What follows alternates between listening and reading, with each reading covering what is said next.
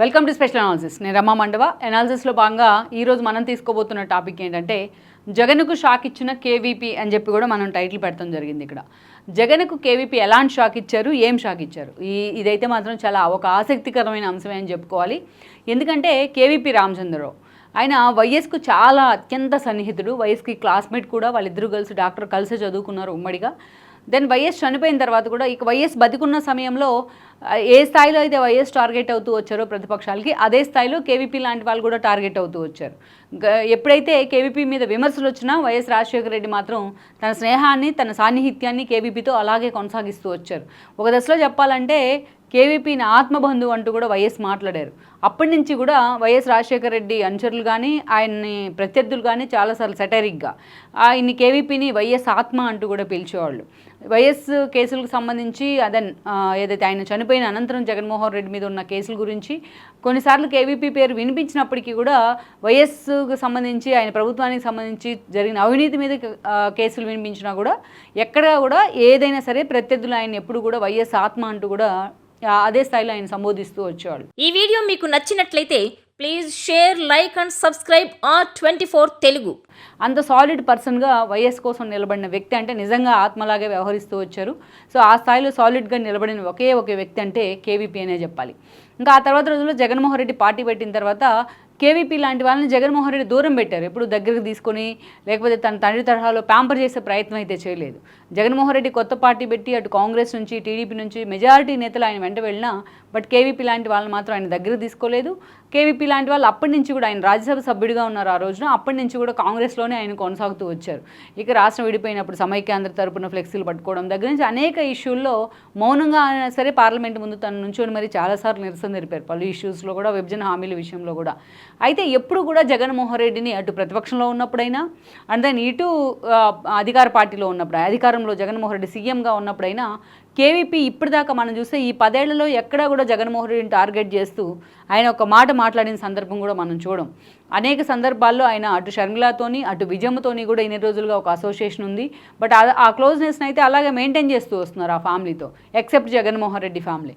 So Jaganmohan రెడ్డితో ఆ close association లేకపోయినా, జగన్మోహన్ రెడ్డి ఎక్కడా తమను దగ్గరకు తీసుకునే ప్రయత్నం చేయకపోయినా బట్ కేవీపీ లాంటి వాళ్ళు మాత్రం ఎప్పుడు కూడా ఆ ఫ్యామిలీ అంటే, ఆ ఫ్యామిలీ వైఎస్ వారసుడు అంటే ఆ గ్రాటిట్యూడ్ చూపిస్తూనే వచ్చారు. ఎందుకంటే కేవీపీ లాంటి వాళ్ళు తలుచుకుంటే జగన్మోహన్ రెడ్డి ఏదైతే ఆయనకున్న వీక్నెస్ల గురించో, ఆయనకున్న మైనస్ల గురించో బయటపెడతాం అనేది మీడియా ముందు పెద్ద విషయం కాదు. కానీ కేవీపీ మాత్రం స్ట్రాంగ్గా నిలబడ్డారు డే 1 నుంచి. జగన్మోహన్ రెడ్డి తనను నమ్మకపోయినా సరే తాను మాత్రం తనకి వైఎస్ మీద ఉన్న ఏదైతే ఒక ప్రేమను కానీ, ఒక ఆత్మీయతను కానీ, ఆయనతో ఉన్న ఒక అసోసియేషన్ కానీ అలాగే జగన్ విషయంలో కూడా కొనసాగిస్తూ వచ్చారు. ఎప్పుడు కూడా జగన్మోహన్ రెడ్డి గురించి ఇక్కడ మాట్లాడిన పరిస్థితి లేదని అనుకోవాలి. ఇక అటు విజయమ్మ కానీ, ఇటు షర్మిల కానీ, తెలంగాణలో షర్మిల పార్టీ పెట్టినా, విజయమ్మ వైఎస్ఆర్సీపీ గౌరవ అధ్యక్షుల పదవిని వదులుకున్నా, అనేక సందర్భాల్లో కేవీపీ లాంటి వాళ్ళ సలహాలతోనే వాళ్ళు ముందుకెళ్లారు. దెన్ ఎప్పుడైతే షర్మిల తెలంగాణలో పోటీ చేద్దామని కూడా ఆమె సిద్ధమవడం అసెంబ్లీ ఎన్నికల సమయంలో, అండ్ దెన్ ఆమెను అక్కడ వద్దని వారించి మరీ ఏపీలో పీసీసీ పదవి ఇచ్చి మరీ ఆమెను తీసుకొచ్చిన విషయంలో డీకే లాంటి వాళ్ళది ఎంత ఇనిషియేషన్ ఉందో కేవీపీ లాంటి వాళ్ళది కూడా అంతే ఇనిషియేషనే ఉందని అనుకోవాలి. అయితే షర్మిల పీసీసీ చీఫ్గా బాధ్యతలు స్వీకరించిన దగ్గర నుంచి ఆమెకి టాప్ టు బాటం ఆమె నిర్ణయాల్లో, పార్టీ నిర్ణయాల్లో కూడా కేవీపీ లాంటి వాళ్ళే కీలక భాగస్వాములు అవుతూ వచ్చారు. అయితే కాంగ్రెస్ తరపున ఆయన విభజన హామీల మీదో మరొక హామీల మీదో మాట్లాడుతూ వచ్చారు. కానీ ఎక్కడ జగన్మోహన్ రెడ్డి పాలనకు సంబంధించి కేవీపీ విమర్శించిన సందర్భాలు అయితే మనం చూడం. ఎప్పుడైనా అటు చంద్రబాబు నాయుడు సీఎంగా ఉన్నా, అందే నా తర్వాత జగన్మోహన్ రెడ్డి మొన్నటి వరకు సీఎంగా ఉన్నా పోలవరం లాంటి ఇష్యూల మీద మాత్రమే అప్పుడప్పుడు కూడా ఆయన లేఖలు రాస్తూ ఉండేవాళ్ళు సీఎంలను ఉద్దేశించి. కానీ ఎక్కడ విమర్శించిన సందర్భాన్ని అయితే మనం చూడం కూడా. సో అలాంటి కేవీపీ ఈరోజు నిజంగానే జగన్మోహన్ రెడ్డికి షాక్ ఇచ్చే ప్రయత్నం చేస్తున్నారు.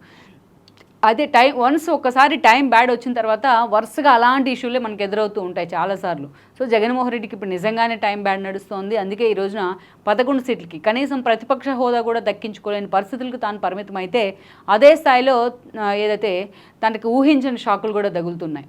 మొన్న మనం చూసాం షర్మిల రూపంలో ఆమె తెలంగాణకే పరిమితం అవుతుంది, తనకు సంబంధం లేదని జగన్మోహన్ రెడ్డి రిలాక్స్ అయితే, ఆమె ఏపీలోకి ఎంటర్ అయ్యి పీసీసీ పదవి తీసుకుని జగన్మోహన్ రెడ్డికి పూర్తి స్థాయిలో ఒక శత్రువుగా మారారు మొన్నటి ఎన్నికల్లో. వివేకానంద రెడ్డి మర్డర్ కేసు మొదలుకొని అనేక అంశాల్లో షర్మిల చేసిన ప్రచారం ఆమెకి ఎంతవరకు లాభించింది అనేది మనం పక్కన పెడితే, బట్ జగన్మోహన్ రెడ్డికి మాత్రం అది సెట్ బ్యాక్ అయింది, కూటమికి కలిసి వచ్చింది అనుకోవాలి షర్మిల ప్రచారం. సో దాని నుంచి జగన్మోహన్ రెడ్డి కోలుకోకముందే ఈరోజు కేవీపీ లాంటి వాళ్ళు కూడా జగన్మోహన్ రెడ్డికి షాక్ ఇచ్చే ప్రయత్నం చేస్తున్నారు. అదేంటంటే ఏ రూపంలో షాక్ ఇచ్చారు అంటే కేవీపీ అత్యంత కీలకమైన ప్రకటన ఒకటి చేస్తున్నారు ఒక రోజు క్రితం. వైఎస్ జయంతి వేడుకల్లో భాగంగా ఇడుపులపాయలో జగన్మోహన్ రెడ్డి అండ్ టీం అక్కడ పాల్గొంటే కేవీపీ లాంటి వాళ్ళు షర్మిలతో కలిసి అటు ఇడుపులపాయ వెళ్ళున్నారు. అండ్ దెన్ విజయవాడ కేంద్రంగా ఒక భారీ బహిరంగ సభనైతే నిర్వహించారు. రేవంత్ రెడ్డి లాంటి వాళ్ళు కూడా దానికి గెస్టులుగా వచ్చినారు. ఈ క్రమంలోనే కేవీపీ లాంటి వాళ్ళు మాట్లాడుతూ చాలామంది వైఎస్ఆర్సీపీ నేతలు మాతో టచ్లో ఉన్నారంటూ కూడా ఆయన మాట్లాడటం జరిగింది. అంటే వైఎస్ఆర్సీపీ నేతలు చాలామంది ఆ పార్టీ నుంచి ఓడిపోయిన మాజీలు, గెలిచిన కొంతమంది తాజాలు అందరూ కూడా తిరిగి కాంగ్రెస్ వైపు వచ్చే ప్రయత్నం చేస్తున్నారు. షర్మిలాతోని మాతోని టచ్లోకి వచ్చారంటూ కూడా ఆయన ఒక బాంబు పేల్చారు. ఇది ఎప్పటి నుంచో వినిపిస్తున్న చర్చ. కానీ మొన్నటి ఎన్నికల వరకు అలాంటి చర్చ జరిగింది. జగన్మోహన్ రెడ్డి ఎవరికైనా టికెట్లు ఇవ్వకపోయినా, జగన్మోహన్ రెడ్డి మీద అసంతృప్తితో ఉన్నా, అటు టీడీపీ జనసేనలో ఖాళీ లేని కారణంగా అందరూ కాంగ్రెస్లోకి వెళ్లే ప్రయత్నం చేస్తారనేది ఒక చర్చ జరిగింది. ఇప్పటికీ జగన్మోహన్ రెడ్డి వెంట ఉంది, ఆ పార్టీకి ఉంది కాంగ్రెస్ ఓట్ బ్యాంకే. కాంగ్రెస్ మెజార్టీ ఓట్ బ్యాంక్ మొత్తం కూడా జగన్మోహన్ రెడ్డి వెంట నడిచింది, ఆయన పార్టీ వెంట నడిచింది ఇన్ని రోజులుగా. సో వాళ్ళంతా కూడా జగన్మోహన్ రెడ్డి తీరు మీద తిరుగుబాటు జెండా ఎగరేసి కాంగ్రెస్కి వస్తారని కూడా మొన్నటి వరకు ప్రచారం జరిగినా, బట్ ఎన్నికల సమయంలో అది మనం అంత ఎక్కువగా చూడలేదు. ఒక కాపు రామచంద్రారెడ్డి లాంటి వాళ్ళు, లేకపోతే ఒక ఆర్కే లాంటి వాళ్ళు మళ్ళీ కాంగ్రెస్కి వెళ్ళి మళ్ళీ తిరిగి జగన్మోహన్ రెడ్డి దగ్గరికి వెళ్ళారు వాళ్ళు. సో అలాంటి కొంతమంది ఎక్కడో ఒకటి అరా జగన్మోహన్ రెడ్డికి టికెట్ ఇవ్వని వాళ్ళు అయినా వచ్చి కాంగ్రెస్కి మద్దతు తెలిపారు. కానీ మూకుమ్మడిగా వచ్చి కాంగ్రెస్ పార్టీ తీర్థం పుచ్చుకున్న సందర్భం అయితే లేదు. అయితే ఇప్పుడున్న పరిస్థితుల్లో ఈరోజు వైఎస్ఆర్సీపీ చూస్తే అటు ప్రతిపక్ష హోదా లేదు, ఇటు కనీసం ఆ సీట్లు కూడా సాధించలేదు ఆ నెంబర్ గేమ్లో. మరోవైపు చూసినట్లయితే అటు కూటమి చాలా సీరియస్గా గవర్నమెంట్ ఫామ్ చేసింది. నిన్నటి వరకు జగన్మోహన్ రెడ్డిని ప్యాంపర్ చేసిన బీజేపీ కూడా కూటమిలో భాగస్వామిగా ఉంది. మరోవైపు చూసినట్లయితే హైకోర్టు కానీ సుప్రీంకోర్టులు కానీ ప్రజాప్రతినిధుల మీద ఉన్న కేసుల విషయంలో, ఎస్పెషల్లీ జగన్మోహన్ రెడ్డి మీద ఉన్న కేసుల విషయాన్ని ఈరోజు స్పీడప్ చేస్తున్న పరిస్థితి అయితే ఉంది. ఇలా అన్ని వైపుల నుంచి కూడా జగన్మోహన్ రెడ్డికి అష్టదిగ్బంధం అవుతున్న పరిస్థితి ఉంది. ఇలాంటి సిచ్యువేషన్లో తాము వైఎస్ఆర్సీపీలో ఉంటే తమ భవిష్యత్తు ఏంటి అన్న ఆందోళన వైఎస్ఆర్సీపీ నేతల్లో వ్యక్తమవుతోంది. అందుకే మెజారిటీ నేతలు ఇతర పార్టీల వైపు చూస్తున్నారని చర్చ ఉంది. ఈ ముగ్గురు పార్టీలు, అటు టీడీపీ కానీ, ఇటు జనసేన కానీ, ఇటు బీజేపీలోకి వెళ్దామంటే ఆ మూడు పార్టీలే కలిసి కట్టుగా పోటీ చేశాయి. మూడు పార్టీలు కలిసి ప్రభుత్వాన్ని నడుపుతున్నాయి ఈ రోజున. అలాంటి పరిస్థితుల్లో ఆ మూడు పార్టీలు ఒకటయ్యాయి కాబట్టి ఆ మూడు పార్టీలను ఒక పార్టీగానే చూస్తున్న పరిస్థితి. అందుకే తమ భవిష్యత్తును తిరిగి కాంగ్రెస్లో వెతుక్కునే ప్రయత్నం చేస్తున్నారు వాళ్ళన్న చర్చ కూడా జరుగుతోంది. మొన్న కొంతమంది అభ్యర్థులు కొన్ని సీట్లు కొన్ని చోట్ల వాళ్ళు ఏదైతే ఓట్ షేర్ కూడా కొంచెం సాధించడం కాంగ్రెస్ వైపు నుంచి ఇది ఒక వైబిలిటీ థింగ్గా చూస్తున్నారు కాంగ్రెస్ వైపు నుంచి. అందుకనే ఈరోజు మెజారిటీ నేతలు అటు కేవీపీ అండ్ దెన్ ఇటు షర్మిల లాంటి వాళ్ళతో టచ్లోకి వచ్చారన్న ప్రచారం ఉంది. మొన్న జగన్మోహన్ రెడ్డి ఓటంలో ఎవరైతే రెడ్డి సామాజిక వర్గం చాలా కీ రోల్ ప్లే చేసింది, చాలా నిన్నటి వరకు జగన్మోహన్ రెడ్డికి అండగా ఉన్నారు వాళ్ళు. బట్ ఫస్ట్ టైం జగన్మోహన్ రెడ్డిని పక్కన పెట్టి మరీ కూటమి వైపు మళ్ళీ పరిస్తుంది. అలాంటి వాళ్ళంటా తిరిగి షర్మిల వైపే చూస్తున్నారన్న ప్రచారం జరుగుతోంది. ఈ క్రమంలోనే కేవీపీ లాంటి వాళ్ళు ఇచ్చిన ఒక బోల్డ్ స్టేట్మెంట్, మెజార్టీ వైఎస్ఆర్సీపీ నేతలంతా కూడా మా వైపే వస్తూ ఉన్నారు అనే విధంగా ఆయన ఇచ్చిన ఒక స్టేట్మెంట్ మాత్రం వైఎస్ఆర్సీపీని ఈరోజు ఉలిక్కి పడేలా చేస్తోంది. సో ఒక బొత్స మొదలుకొని ఒక ధర్మాన వరకు, ఒక ఇందాక మనం చెప్పుకున్న ఒక ఆర్కే మొదలుకొని అనేక మంది కీలక నేతల వరకు ఈరోజు కాంగ్రెస్ నుంచి వైఎస్ఆర్సీపీలోకి వచ్చిన వాళ్ళే.